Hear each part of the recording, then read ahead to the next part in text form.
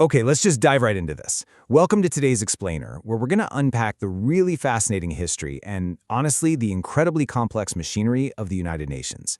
We're going to look at this whole organization through the lens of a massive architectural project. So we'll be examining the original blueprint, the immense build, and, the structural cracks that have naturally formed over decades of intense global pressure.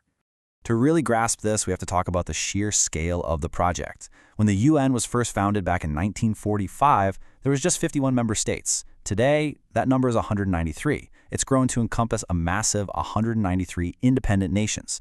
To put that into perspective for you, half of the countries in the UN today literally didn't even exist as independent nations 70 years ago. Which leads us right to this massive core puzzle. I mean, how on earth does an organization manage to corral almost 200 distinct countries, all with their own competing political, economic, and cultural interests, into unified global action? It's the ultimate logistical and diplomatic tightrope. So here's our blueprint for today. We're going to start with the UN's origins coming out of World War II. Then we'll look at the global blueprint, the agencies on the front lines, the reality of peacekeeping, and finally, we'll investigate modern critiques and what the future holds for global peace. Let's get into it. Section 1. Born from World War II. The ashes of conflict and the desperate need for order. The most staggering thing about the UN's origin story is just how quickly the world had to pivot. Back in 1920, the League of Nations was formed to prevent conflict, but, it proved to be a pretty feeble barrier. By 1939, the outbreak of the Second World War dashed any lingering hopes of peace. It actually took the utter devastation of that global conflict to catalyze a totally new framework, which culminated in 1945 when representatives from 50 nations got together in San Francisco to sign the UN Charter. But the name itself actually came a bit earlier. It was forged in a highly classified message from Franklin Delano Roosevelt to Winston Churchill back in the autumn of 1941. The phrase United Nations was initially coined just to describe the Allied powers fighting the Axis. So the very name was born right in the middle of this existential, global struggle. Moving to Section 2, the Global Blueprint, designing a structure to contain global fires. The absolute foundation of this new architecture is the UN Charter.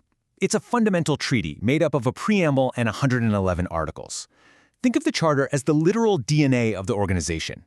Its whole purpose is to translate those grand age-old ideals, like peace, human dignity, and social progress, into a functional working device across three main areas: security, development and education, and social cooperation. And this blueprint creates a really fascinating dual structure. On one side, you have the General Assembly. This is a massive forum where all 193 member states get a seat at the table and meet annually. On the other side, though, is the Security Council. This is a much smaller, highly concentrated group of just 15 members, and their primary job is maintaining immediate international peace and security. It's a very delicate balancing act between universal representation and, frankly, concentrated power. Section 3. Agencies on the front lines, turning ideals into localized action. So how does this high-level blueprint actually help people? Well, by dividing the monumental task of global well-being into specialized agencies, the UN built functional firewalls against systemic human crises. The WHO tackles global health security. UNICEF was literally born out of the desperate need to provide food and clothes for starving kids in post-WW2 Europe. UNESCO focuses on education and preserving our cultural archives, while the UNHCR takes on the massive logistical nightmare of protecting refugees. These agencies are the boots on the ground. They turn lofty UN ideals into tangible survival. All right, Section 4. The reality of peacekeeping, stress testing the architecture in global conflicts. Our source material points out a really stark contrast here. At the highest levels of power, you've got severe diplomatic gridlock. During the Cold War and even beyond, the Security Council frequently found itself paralyzed by polarizing superpower vetoes. But contrast that gridlock with the on-the-ground execution. During the Bosnian War, for example, the UNHCR and a joint task force launched Operation Provide Promise. They managed to successfully deliver nearly 160,000 tons of food, medicine, and aid directly into active war zones. It's kind of a tale of two UNs, high-level political paralysis versus heroic, gritty, logistical reality. And as you look back, the history of these peacekeeping operations is just incredibly varied. In 1950, during the Korean War, the UN actually backed South Korea, deploying ground forces to restore the 38th parallel. But then, fast forward to the Cold War, and those superpower tensions severely limited the organization's ability to act as an impartial peacekeeper. By the time the Bosnian War hit in 1992, the UN was facing constantly shifting front lines. They struggled desperately to manage massive refugee flows and navigate the incredibly tragic complexities of setting up safe havens amidst relentless atrocities. Which brings us to Section 5, Critiques and Modern Challenges, Investigating the Structural Cracks. Look, to truly understand this explainer, we have to objectively look at both sides of the coin. On one hand, the UN is heavily praised as a vital platform for diplomacy, saving countless lives through humanitarian relief, and crucially, helping to prevent a Third World War.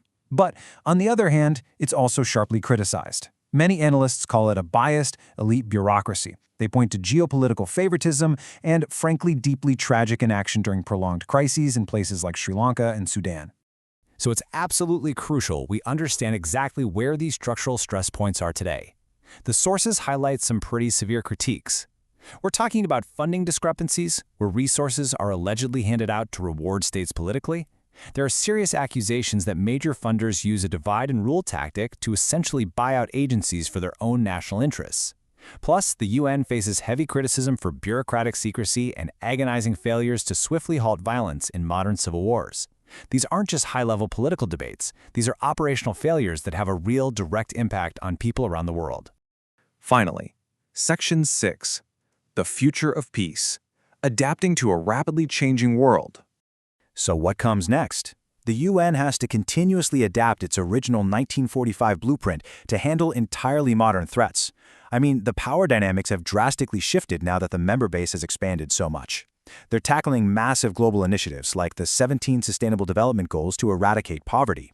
The Security Council has even formally recognized climate change as a critical threat multiplier.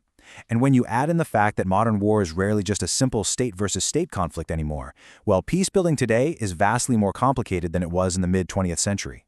Which leaves us with this really provocative question as we wrap up today's explainer. As the world continuously transforms around us, will the United Nations successfully reinvent its framework to handle these new realities, or will its structural cracks ultimately bring the whole house down? It's something every single one of us needs to think about. Thanks so much for joining me on this deep dive, and keep questioning the structures that shape our world.